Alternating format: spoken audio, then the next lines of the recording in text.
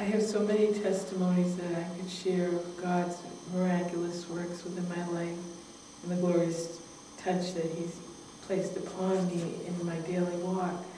But the biggest miracle that I'd love to share is my salvation.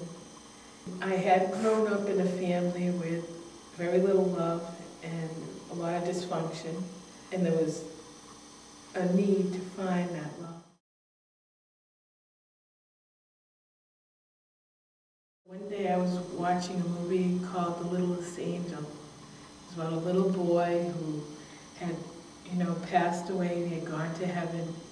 And he had taken his sentimental box of leaves and twigs and rocks that wouldn't have meant anything to you or I, but to him they were his life savings and they were from his heart.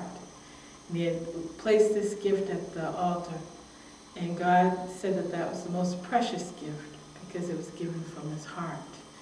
And I wanted to feel that love that God had given that little boy because He gave him a special spot in his throne, at His feet.